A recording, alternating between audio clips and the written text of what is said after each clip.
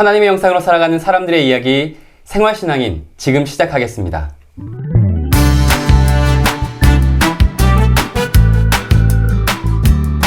오늘은 한국기독교상명회 소속 목사님이시자 농사 짓고 계신 우리 유대은 목사님 소개해드리겠습니다. 안녕하세요. 안녕하세요. 반갑습니다. 꽃미남. 꽃미남. 감사합니다. 목사님 지금 어떤 일을 하고 계세요?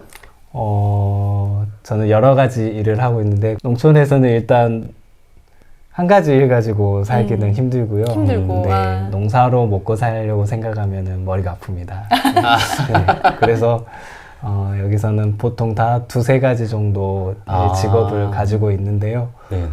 저도 마찬가지고 네, 이렇게 농사 짓고 또 전통 기와를 만드는 제화장에서 또 기와 일을 하고 있고요. 농사 지으시면서 기와 만드는 일을 전통 동시에 기와? 하고 계시다고요? 네, 동시에 하고 있고, 그리고 책방을 또 운영을 하고 있어요. 책방을? 네. 근데 무점포 책방입니다. 무점포 책방. 네. 무점포 책방이라는 것은 그러니까 점포가 없다라는 거잖아요. 네. 그러니까 근데 책방이라 하면 사실은 이제 책이 진열이 돼 있어야 되고, 그리고 이제 계산하는 계산원이 있어야 되고, 이런 여러 가지가 있어야 될 것 같은데, 무점포 책방이라는 건 어떤 거예요? 말 그대로 그런 공간이 없고요. 대신 저희가 공동 공간이 마을 가게가 있는데, 마을 가게? 네, 거기에 한 칸 조그만하게 이렇게 판매하고 있고, 또 필요하면 중고책 같은 것도 구해서 이렇게 판매하고 있고요. 많이 사러들 오시나요? 많이 판매를 하지는 못하고요. 이렇게 친구들이 이제 지역 책방을 이용해 주죠. 주변 지인들이 주로 네, 이용해 주신다. 네. 좋네요. 좋은 공간이네요. 네. 그럼 책방 하시고 또 하고 계신 게 있으시다면? 지금 사회적 농업을 또 하고 사회적 있는데, 농업? 네. 저희가 주변 아이들하고 어린이 논학교를 하고 있어요. 어린이 논학교. 네. 어린이 논학교. 네. 그래서 거기에서 선생님으로 지금 일하고 또 있습니다. 어떤 아이들 대상으로 하고 있어요? 관내 초등학교 3학년에서 6학년 아이들 중에 한 10명 정도 이렇게 모집을 해서 같이 논농사를 짓고 있습니다.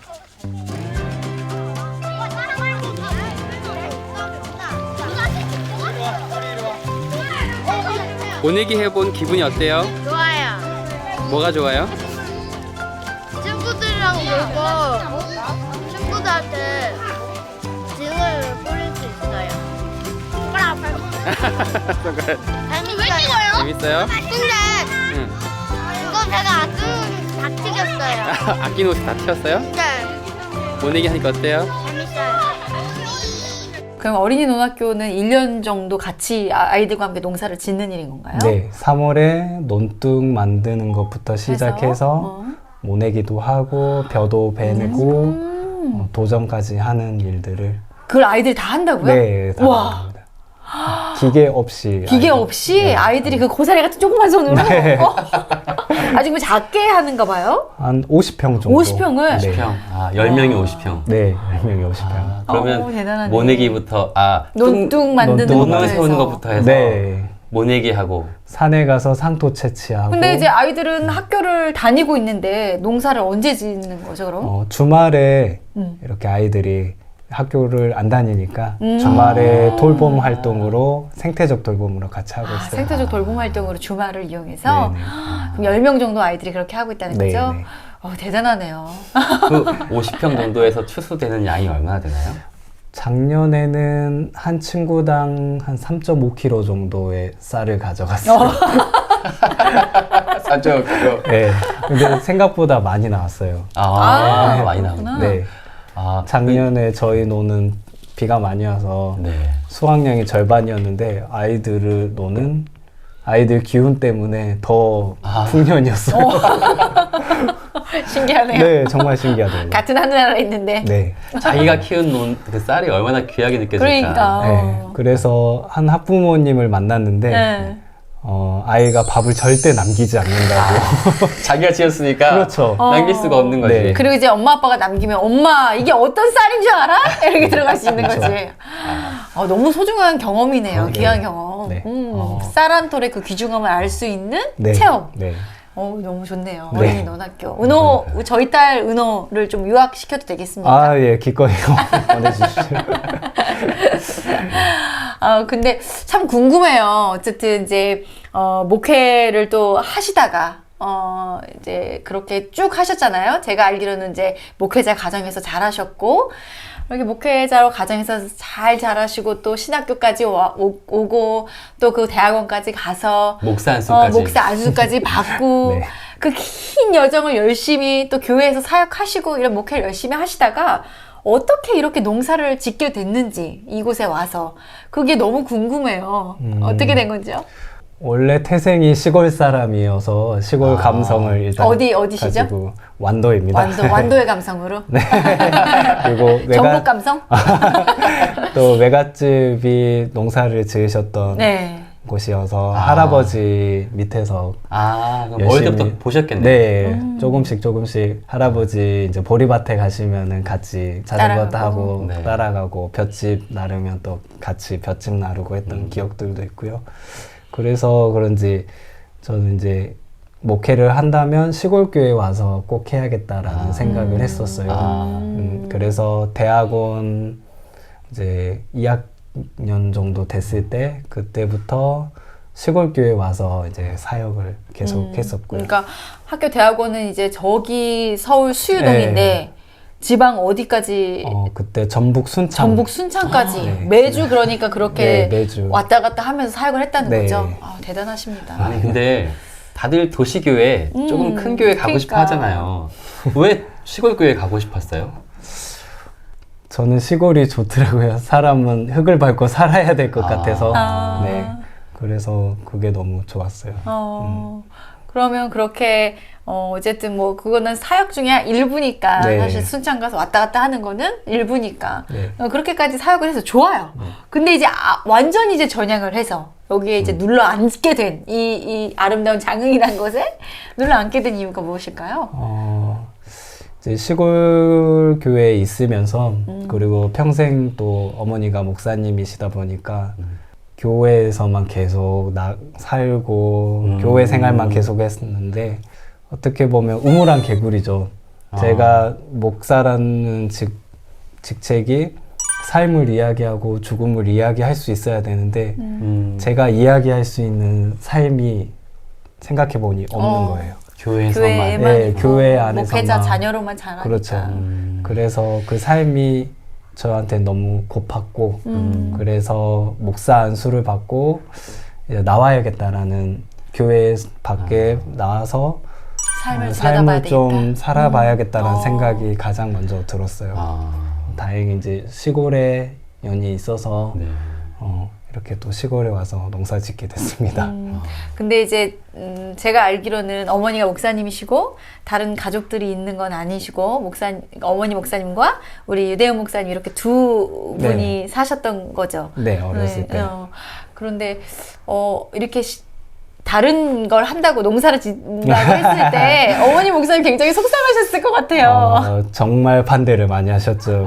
왜 목회 안 하고 다들 있느냐. 저희 엄마도 그랬었는데 옛날에.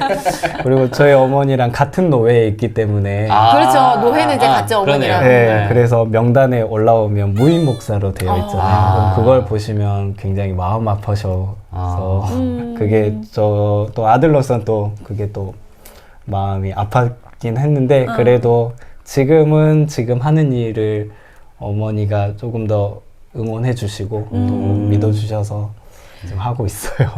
그러네요. 삶을 누구보다도 더 잘 이해하고 감싸주고 또 함께 공유할 수 있으려면 삶을 알아야 하는데 목사님 삶에서는 그 부분이 어떻게 보면 구멍이 난 부분이었겠네요. 네. 그걸 메꾸려고 이렇게 오셨다는 거죠. 네. 그러면 오케이, 좋아요. 여기서 나와 보니 어떠세요? 막상 그럼 이 구멍을 메꾸려고 밖의 삶을 살아보니까 어때요? 모든 사람들이 정말 치열하고 열심히 사는구나라는 것을 느꼈어요.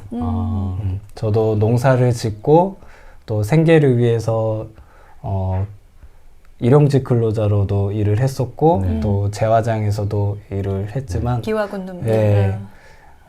이런 그냥 보통 마을에서 사는 분들도 보면은 농사 지으시고 소도 키우시고 또 목수일 하시고 또 축대 쌓으러 다니시고 또 어떤 다른 아르바이트도 하시고 여러 가지 일들을 열심히 하시는 거를 보고 참 너무 마음 편하게 살았다는 생각이 들고 때로는 이분들의 어떤 고단함도 보이고 때로는 즐거움도 보이고 제가 살아보니까 이제야 조금 이제 5년밖에 안 됐으니까 이제야 조금씩 보이는 것 같아요.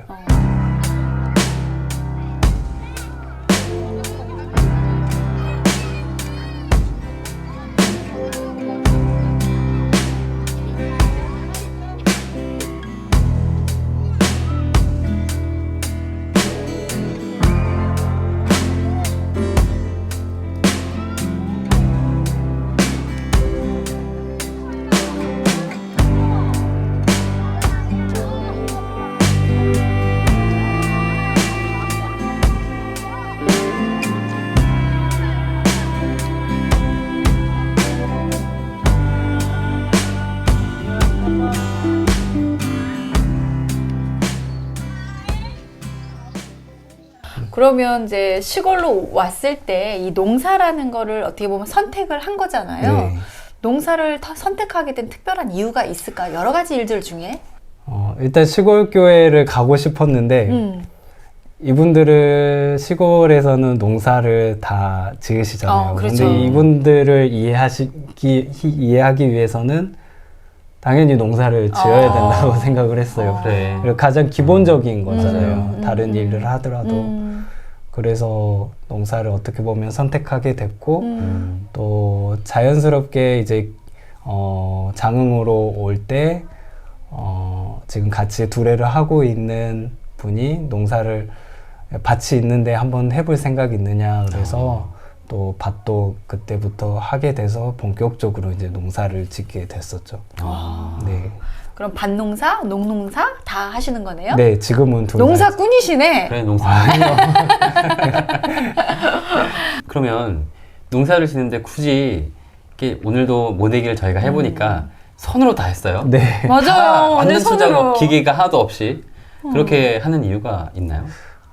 일단은 저희가 기계를 최대한 안 쓰고 석유를 적게 쓰려고 그런 방식을 택했습니다. 친환경적인. 기계를 쓰면 거기에 이제 기계가 돌아가야 하는 소요되는 석유, 에너지가 있으니까. 에너지, 네. 기타 등등 많이 소비가 되니까 저희가 전통 농법으로 일단은 하고 있는 거죠. 그럼 기계하고 사람으로 했을 때 수확량의 비교를 하면 어떨까요? 수확량 비교는 하기가 힘들어요. 아, 그래요? 네.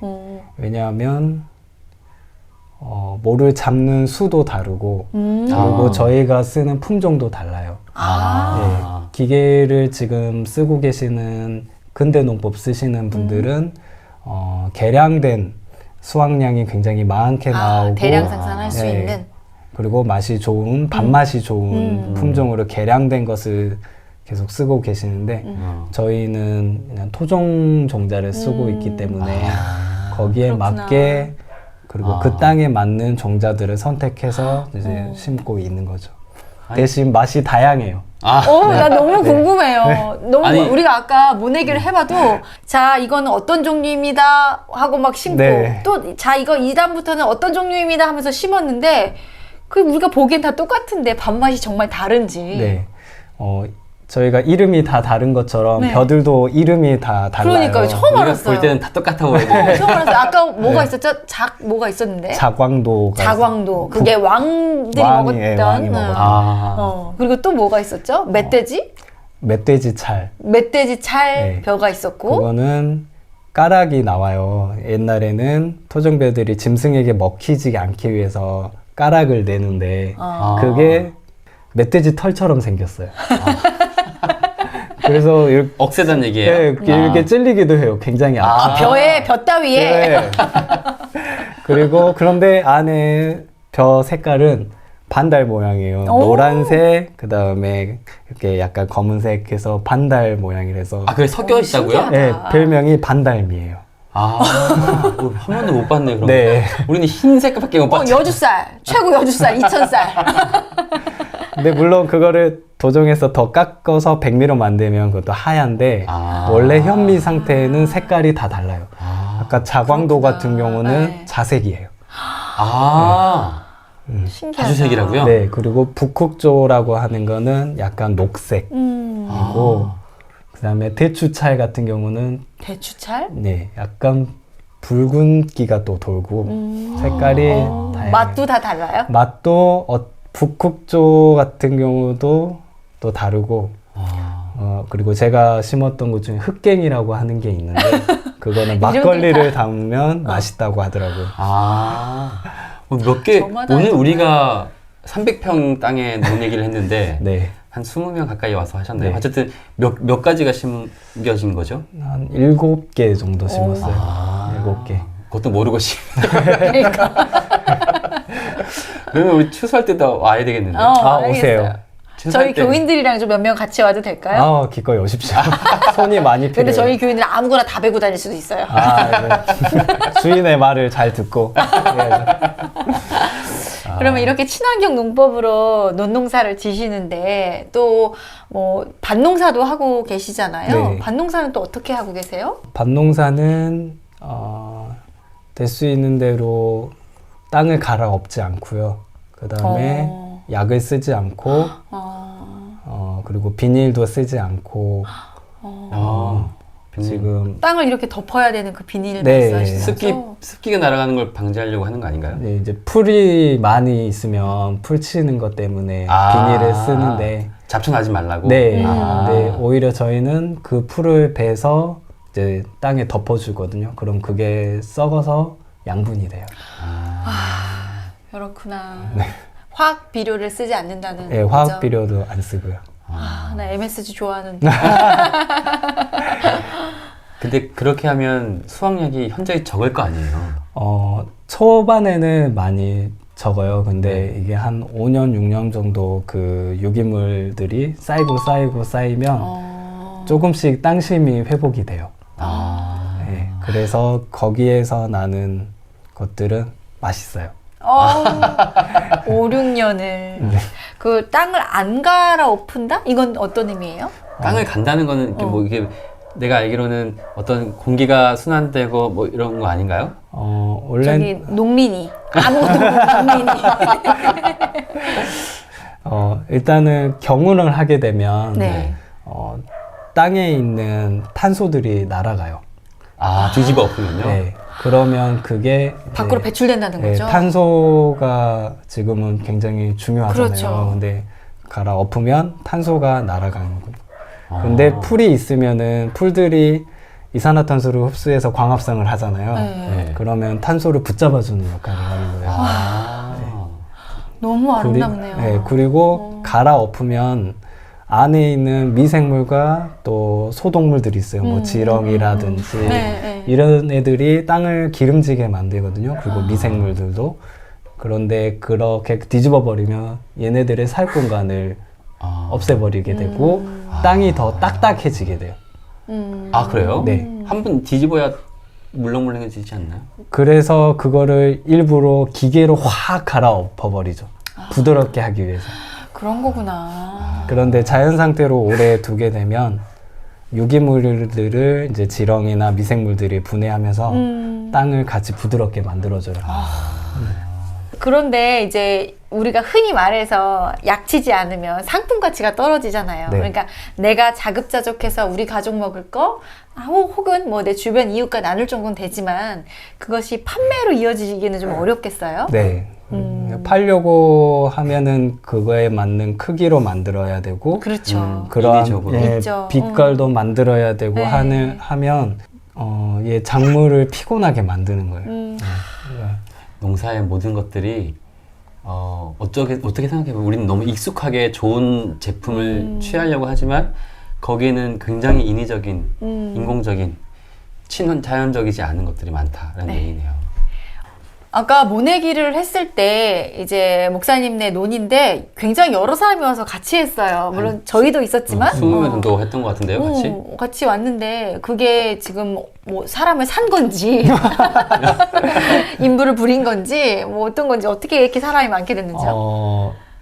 일단 저희가 농사를 짓는 함께 짓는 소농 두레가 있어요. 소농두레. 소농두레. 네, 작은 소농이면 소 가지고 하는 건가요? 농민이 작게 농- 농사 짓는다. 네. 손으로 할 수 있고 기계를 좀 적게 쓸 수 있는 정도로 농사 짓는 아, 분들이 같이 한 4가정 정도 돼요. 두레를 이루어서. 네, 그래서 품앗이 형태로 아, 같이 상토 채취하고 벽시 소독하고 파종 같이 하고 그다음에 모내기 같이 하고 벼베는 것도 같이 하고 탈곡도 같이 하고. 같이 하고. 네. 그러면 1, 2, 3, 4 가정을 또 한 번씩 다 돌아가면서 했다는 거네요. 네. 네. 같이. 그러면 4일을 모내기를 또 한 거네요. 네, 4일을 했습니다. 근데 그렇게 두레를 형성해서 같이 모내기를 하는 이유가 있을까요? 같이 모내기부터 해서 같이 이렇게 하는 이유가 있을까요? 특히 농동사를 하려면 일단은 품이 많이 들잖아요. 네. 왜냐하면 혼자 모내기를 300평에서 하려면은 한 이틀 정도, 하루 종일 해야 이틀, 3일 정도 걸리는데 이렇게 품앗이로 같이 하면은 하루에 같이 즐겁게 간식도 먹을 수 있고 모내기도 같이 할 수 있고 그리고 저희가 농한기 때는 또 같이 공부도 하면서 이렇게 배움도 나누고 할수 단순히 있거든요. 그냥 농사만 짓고 네. 일하는 게 아니라 같이 공부하는 또 네. 모임이 되는 거군요. 네. 아니 아까 그 모내기를 하는데 그냥 일한다라는 게 아니라 너무 즐거운 마을 잔치 축제 같은 네. 느낌이었어요. 깔깔깔깔 웃기도 하고 또 맛있는 거 같이 먹고 아이들은 여기서 막 흙장난하고 뒹굴고 하는 게 너무너무 즐거운 일이었는데 뭐 보셨는데 저희 어떻게 일을 했냐면 30분 일을 하고 30분 쉬고 먹고. 또다시 30분 일하고 30분 쉬고 그리고 한 두세 시간 반 만에 정도 만에 끝낸 것 같아요. 네, 300평은 그 정도 했고요. 그러니까 같이 하니까 별로 힘도 안 들었어요. 네. 정말 원래- 즐거웠어요. 그럼요. 즐겁게 해야죠. 그렇구나. 그래서 노래도 부르고 그러니까 간식도 먹고 그리고 주변 친구들이 모내기 하는 날짜에 또 맞춰서 두 손 무겁게 하고 와요. 그러니까. 도와주려고. 아니 근데 아까 처음엔 사실 초반엔 그런 생각이 들었어요. 아니 지금 30분 했다고 왜 쉬지? 빨리빨리 지금 저기 눈앞에 보이는데 그러니까. 저기 목표가 있는데 막 좀 하면 될 것 같은데 지금 쉴 타임 아닌 것 같은데 하면서 자꾸 저도 막 그 목표를 빨리 달성하려고 하는 그 습성을 가지고 네. 있는 거예요. 그런데 좀 신기했는데 지금 저녁쯤 되니까 왜 그랬는지 조금 이해가 가는 게 너무 피곤하다. 그러면 내가 그거 2시간 하고 이렇게 피곤할 줄 몰랐어요. 네, 이게 흙을 밟게 되면 이 발을 우리가 평상시에는 안 쓰잖아요. 그렇죠. 근데 맨발로 이렇게 흙을 밟으니까 이렇게 자극이 돼요. 특히 이걸 막 말초신경을 막 자극해서 들어가면은 기분도 좋고 그 다음에 시원함도 느끼고 발의 촉감도 새롭게 느껴지고 이런 게 처음에 막 좋거든요. 네. 즐거움도 주고. 네. 근데 나중에는 흙을 계속 밟고 움직여야 되는 게 힘들어요. 거기서 힘이 빠진구나. 네, 그래서 밤이 되면 일하고 나면은 바로 걸어 떨어져요.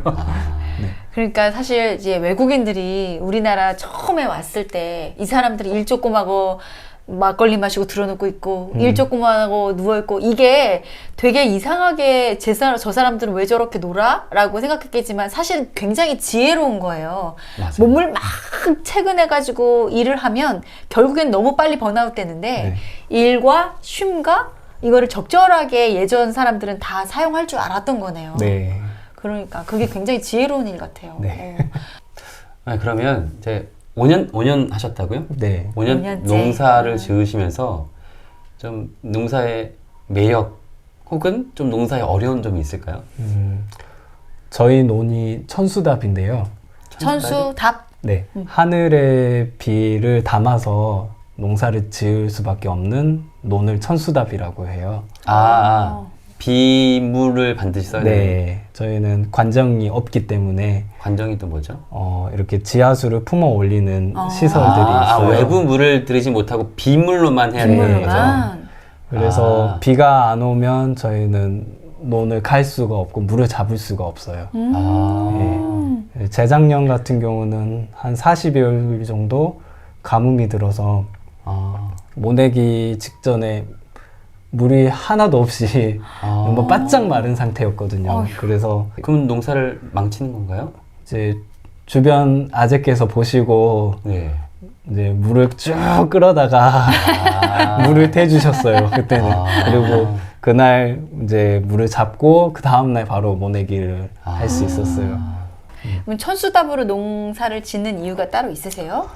이유보다는 천수답을 하면서 느낀 것들이 좀 많이 있었던 것 같아요. 그래요? 네. 뭘까요? 관정을 그냥 하면은 내가 필요할 때 언제든지 언제든지. 물을 그렇죠. 끌어다가 쓸 수 있는데 천수답은 이렇게 하늘의 비를 계속 기다릴 수밖에 없는 거예요. 하나님의 때를 기다려야 하는. 네, 그래서 하나님 이게 비가 필요하면 간절히 기도하게 되고 그리고 때에 맞춰서 비가 내리면은 얼마나 그게 감사해. 은혜고 감사인 거예요. 그러니까. 내 마음대로 되는 게 아니야. 네. 아니야. 농사는. 그런데 참 재밌는 게 이 지금 6월 달에 비가 오는 것도 감사하고 비가 안 오는 것도 감사해요. 어쩌자는 거예요?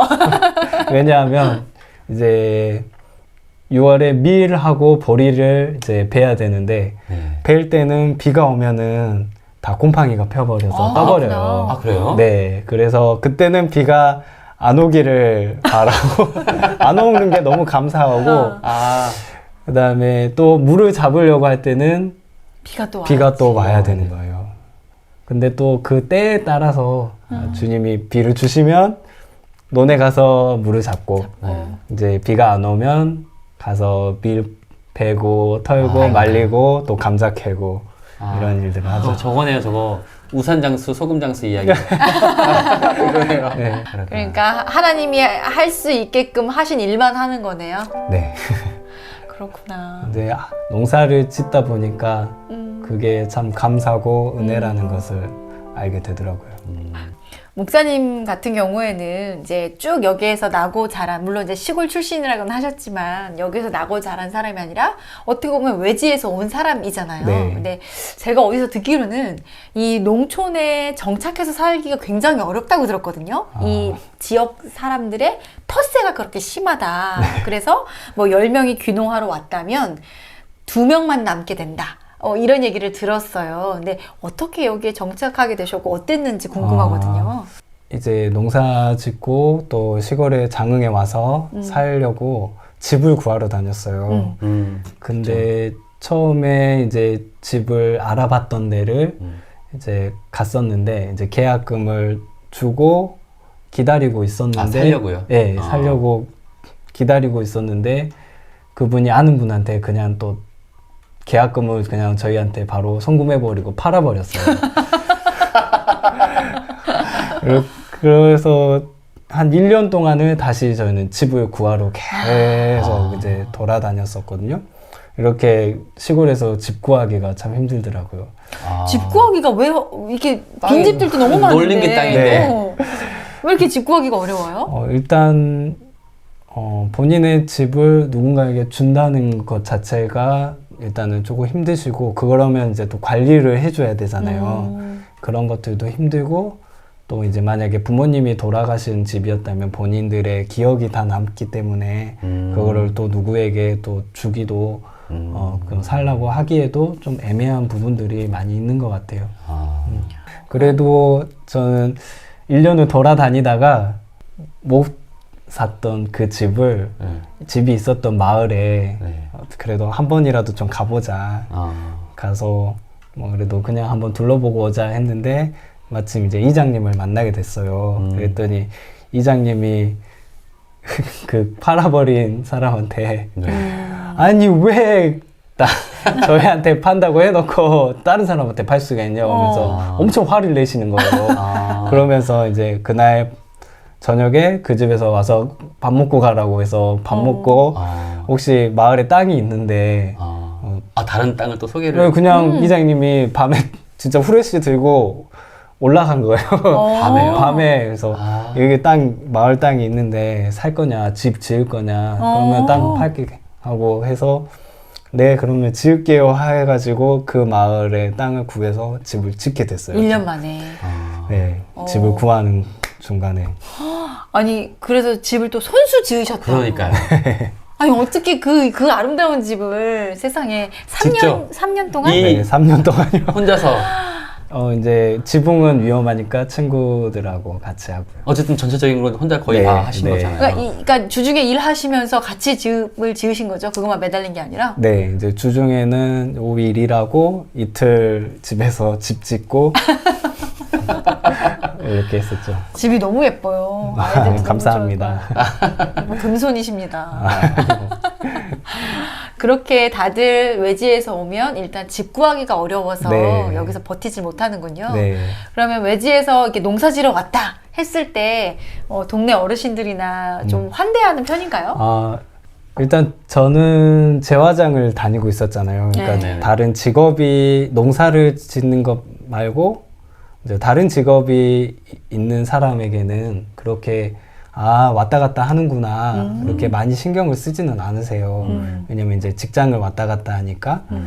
그런데 이제 농사 지으려고 이제 온 사람들에게는 농사를 주 목적으로 온 네, 사람들. 근데 농사라고 하는 게 이분들의 평생 하셨던 되게 신성한 일이기 때문에 농사 짓는 거는 그냥 허투루 보지 않으세요.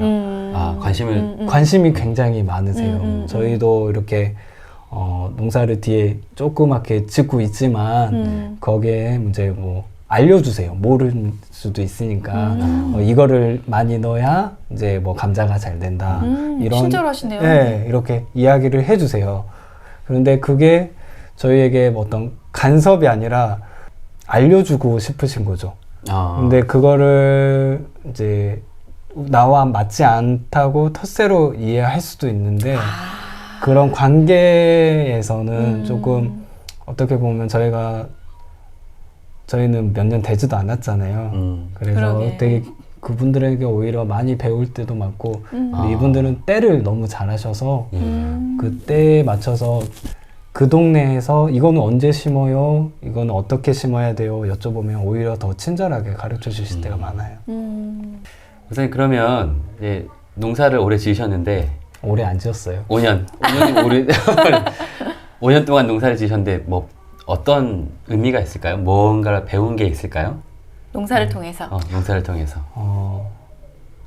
이거는 제가 읽었던 책의 내용에 나오는 네. 건데요. 이제 귀농통문이라고 하는 잡지가 있었는데 거기에 한 인터뷰이가 50년 동안 논농사를 지었던 할아버지를 찾아가서 50년이나. 인터뷰를 이렇게 요청을 해서 부탁을 해서 쓴 내용이에요. 근데 거기에서 어떤 내용이 나오냐면 할아버지 50년 동안 논농사를 지으셨는데 이렇게 귀농하신 분들에게 논농사는 이렇게 지었다. 그리고 느낀 점들을 좀 이야기해 주실 수 있으세요? 라고 물어보니까 이 할아버지가 이렇게 대답했어요. 뭐라고요? 나 논농사 50번밖에 안 지어봤어. 내가 무슨 말을 할 수 있겠어. 근데 이게 되게 저에게는 충격이었어요. 왜냐하면 1년의 그 과정을 이제 한 번으로 보시잖아요. 그렇죠. 근데 그 자연의 흐름을 1년 동안 쭉 보시고 그게 한 번인 거예요. 근데 그게 뭐 수백 번, 수만 번 한 사람들은 많이 했다라고 이야기할 수 있지만 본인은 그게 50번인 거예요. 근데 그러면 저는 5번밖에 안 지어봤어요. 초짜네요, 초짜. 저는 완전 생초짜. 정말 초짜예요. 그 농사를 지을 때마다 날씨나 그렇구나. 기후, 땅의 상태 이거를 아직도 모르기 때문에 계속 되게 겸손해져요. 내가 이 종자를 심으면 이 땅에 맞을까? 그럼 이걸 또 심어보고 또 이런 방법으로도 해보고 저런 방법으로도 해보고 그리고 비가 많이 올 때도 있고 적게 올 때도 있기 때문에 내가 어떤 많은 수확량을 얻기 위해서 농사를 지으면 되게 욕심이 되는 거예요. 그냥 하늘이 주는 대로 그만큼 내가 만족하면 되겠구나라는 마음이 들고, 하지만 거기에 나는 더 열심히 해야 되겠다. 열심히 풀도 메고, 그리고 종자도 또 골라내고, 좋은 것을 또 종자를 또 심고, 이런 일들을 해야 되는 거죠. 그 할아버지 말씀이 참 많은 것들을 생각하게 하네요. 그러네요. 평생을 해오셨는데 어쩌면 나는 아직 잘 몰라 라고 말씀하시는 거잖아요. 평생을 배워야 한다는 말일 수도 있고. 네. 그렇죠. 저도 이번에 이제 산에 있는 논을 하나 이제 하게 됐는데, 거기에 이렇게 모짜리로 하고 밭을 했어요. 네. 근데 어느 날 갔더니 멧돼지가 다 엎어놓은 거예요. 그래서 내가 아직 이 땅에 대해서 잘 몰랐구나.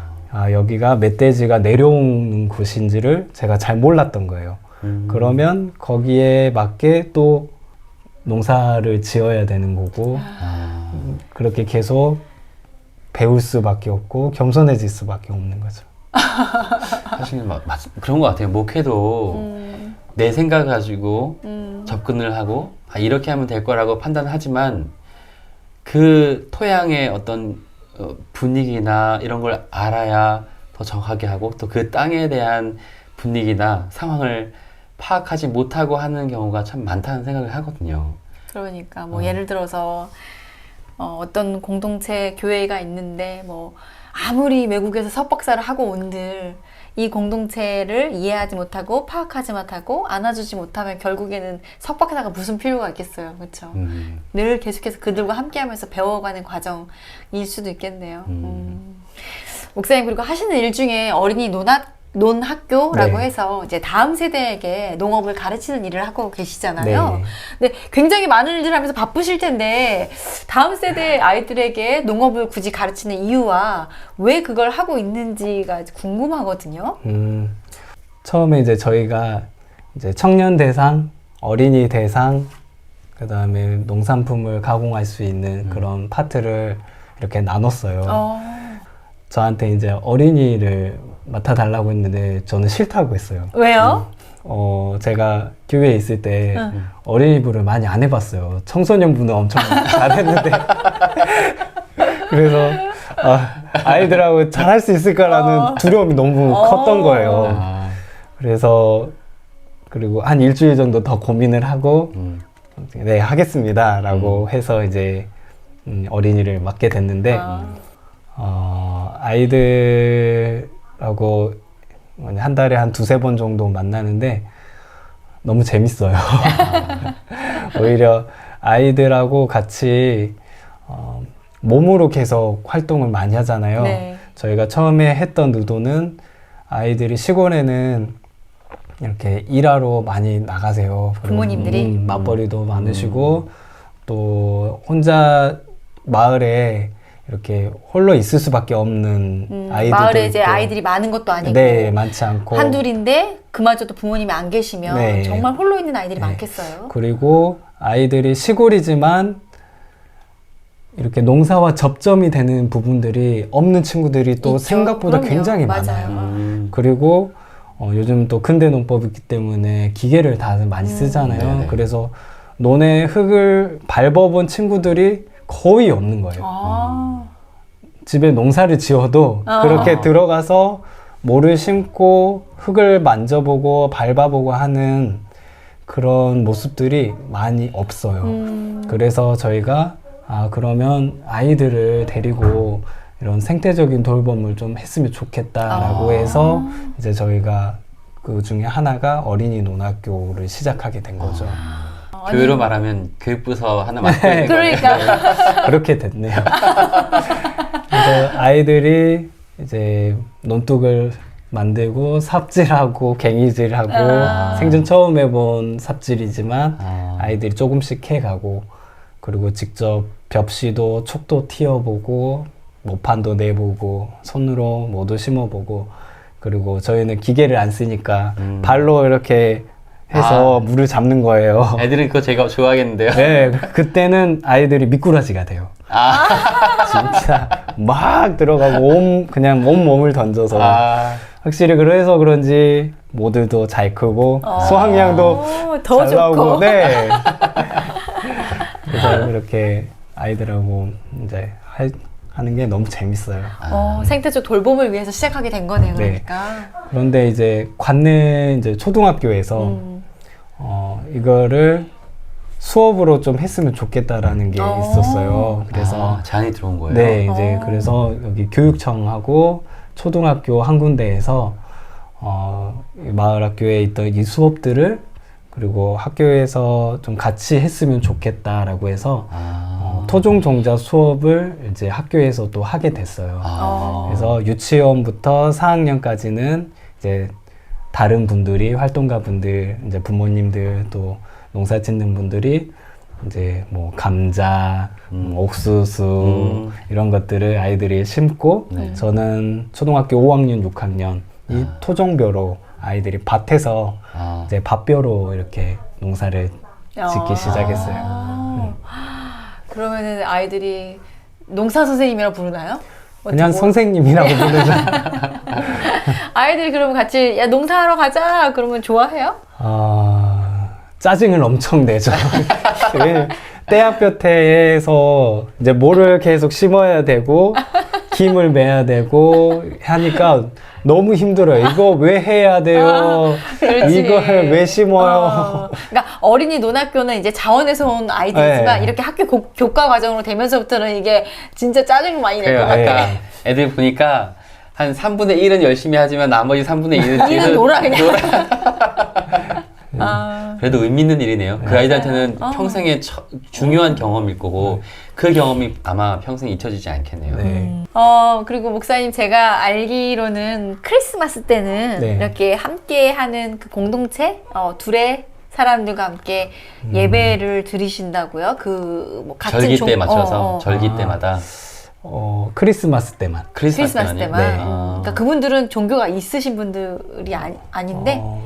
따로 둘에만 드리는 건 아니고요. 그냥 이렇게 저희 홍보를 하는 거죠. 초청을 하는 거예요. 그냥 아무나 와서 예배를 드리는데 마을 사람들이나 누구든 이렇게 네, 오시라. 그냥 저희 마을 가게에다가 그냥 이렇게 홍보를 방을 하는 붙이나요, 마을 이렇게 가게에? 방을 붙여서 크리스마스 예배 있습니다. 누구든지 와서 뭐 함께 예배 드릴 수 있습니다. 그런데 그거를 저희가 홍보를 하면서 1년의 생활을 되돌아보게 돼요. 어떻게 무슨 왜냐하면 저희가 함께 예배 드려요라고 이야기하면 제가 1년 동안 만약에 이분들 보기에 올바르게 생활을 하지 않았다면 이분들은 분명 무슨 예배야 라고 하실 것이고 네가 뭔데 뭐 이런 말 나올 수 있죠. 겉으로 보기에는 목사 같지 않고 연예인 같잖아요.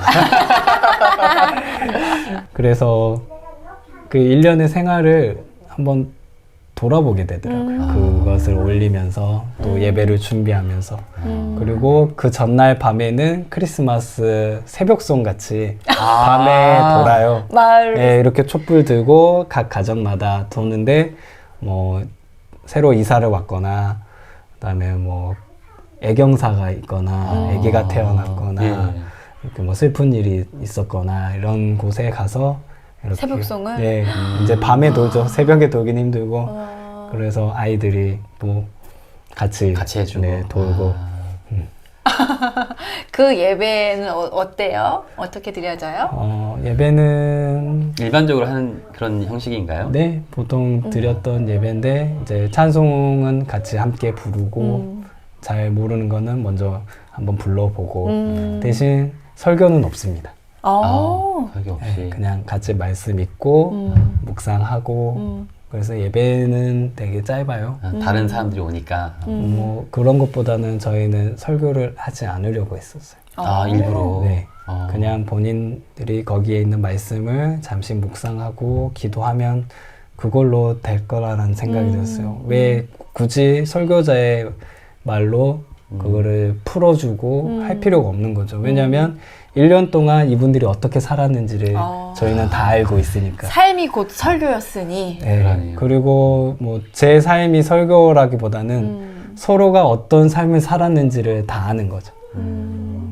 서로 이분은 이렇게 사셨고 이분은 이렇게 사셨고 하는 것을 옆에서 지켜보니까 굳이 설교할 필요가 없죠. 네. 여기 와서 이렇게 어쨌든 생각하고 또 어려운 결단을 하시고 사실 내려온 거잖아요. 쭉 가던 길을 완전히 턴해서 다른 길로 왔는데 네. 만족은 하세요? 네, 재밌습니다. 재밌어요? 네, 힘들긴 하지만 또 재밌는 부분도 너무 많고 감사할 일도 많고. 우리 그럼 마지막 공통 질문을 한번 드려보도록 할게요. 네, 목사님 앞으로의 꿈이 있다면 무엇일까요? 또 어떤 거를 준비하고 계신 게 있다면 어떤 걸까요? 꿈보다는 저는 하나님이 이렇게 이끌어 주신 대로 순리대로 자연스럽게 살아가는 게 지금은 굉장히 좋아요. 그러니까 앞으로 내가 이걸 해야지라고 해서 내가 그거를 할 수 있는 것도 아니고 인위적인 목표를 만들지 않겠다. 네. 그래서 지금 주어진 삶을 충실하게 네. 살아가는 게 오히려 좋은 것 같아요. 제가 농사 지은 지 5년? 농사 5번밖에 안 지어봤는데 제가 학교에서 네. 또 어린이 논학교에서 선생님으로. 선생님으로 하고 있다는 것 자체가 기적이지 않아요? 또 하나님이 시키시는 일을 또 그때그때 네. 충실하게 해나가는 그런 네. 삶. 알겠습니다. 아무튼 여기 와서 짧게 경험하고 있었지만 사실 이 자체만으로도 참 힐링이 되고 너무 행복했어요. 저희도 지금. 지금 말씀하신 거는 이제 목사님이 개인적으로 하시는 일 중심으로 했지만 아마 여러분들이 모르시는 더 많은 것들 정말 지금 목사님과 또 함께 하시는 우리 사모님? 아내분께서 더 또 다양한 많은 일들을 하고 계시거든요. 여러분 환경을 위해서 오셔서 보셔야 돼요. 여기서 다 담지 못해요. 오셔서 보시면 정말 놀랍고 놀라운 일들이 참 많습니다. 네. 네. 그리고 저희가 머물고 있는 이 아름다운 고택 정말 정말 하루만 쉬어가도 모든 피로가 다 풀릴 것 같은 이 아름다운 곳. 네. 장흥으로 오세요. 추천합니다. 네, 오늘 이렇게 저희에게 귀한 대접도 많이 해주시고 아이고. 좋은 장소도 이렇게 마련해 주시고 또 좋은 경험까지 하게 해주셔서 너무 감사드립니다. 네. 감사합니다. 저희 와주셔서. 교인들과 함께 꼭 추수하러 오겠습니다. 네. 진짜 좋은 장소 보면 네. 사랑하는 사람이 생각나듯이 맞아요. 여기 오니까 너무 교인들이 또 생각났어요. 같이 오고 싶었어요. 너무 오고 싶어요, 같이. 그냥 받아주세요. 네. 낯들고 오십시오. 네, 지금까지 좋은 말씀, 좋은 이야기 나눠주시고 또 좋은 많은 것들 대접해 주셔서 감사드립니다. 우리 마지막으로 우리 이것을 시청하고 계실 우리 교회 교우들과 또 많은 분들에게 바쁘게 살아가고 있는 바쁘다 바빠 현대사회. 마지막으로 한마디 해주시고 네. 좀 끝나면 어떨까요? 저희가 손모내기를 하잖아요. 네. 예. 지나가시는 할머니께서 그 손모내기 하시는 걸 보면서 이제 이런 말씀을 하셨어요. 저희가 할머니 아짐, 여기서는 아짐이라고 부릅니다. 아직 모내기 언제까지 할 수 있어요? 라고 여쭤봤어요. 네. 그랬더니 그분이 밤송이를 겨드랑이에 껴서 아프지 않을 때까지는 손모내기를 할 수 있어 라고 이야기를 해주셨어요. 평생 할 수 있다는 얘기네요? 아니죠. 그게 가시가 두꺼워지고 강해지면은 그때부터는 못하는 거예요. 그게 지금 언제냐면 지금은 밤꽃이 피었거든요. 이제 밤송이가 달려요. 근데 네. 7월 초까지는 할 수 있다는 말이에요. 근데 그거를 7월 며칠까지 할 수 있어가 아니에요. 그렇구나. 그 동네에 기후를 알고 계신 거예요. 나무를 보고. 그러면 밤송이가 따가워지기 전에 이제 솜털이에요. 처음에는 나니까 그거를 옆구리에 껴봐서 아프지 않을 때까지는 모내기를 할 수 있어라고 이야기를 해주셨어요. 그거를 몇월 며칠이 아니라 몇 월 며칠이 아니에요. 그분들은 그거를 보고 때를 아시는 거예요. 근데 저희는 이거는 여기까지 해야 돼, 이거는 이때까지 해야 그렇죠. 돼, 항상 목표 거기에 지향적이고 했는데 진짜. 계획적이고 오히려 그 아줌은 때에 따라서 이렇게 하는 것들을 이미 몸으로 알고 계신 거예요. 정말 여기에 살다 보면 정말 목사님 말대로 겸손해질 수밖에 없겠구나라는 게 조금씩 이제 이해가 되는 지점이 생기는 것 같아요. 네. 근데 귀한 말씀 너무 감사합니다, 목사님. 네, 다음에 꼭 우리가 장흥에 와서 이 잘생긴 목사님과 함께 별을 한번 배보도록 하겠습니다. 네. 네, 감사합니다. 우리 목사님. 유대 목사님이셨습니다. 감사합니다. 감사합니다.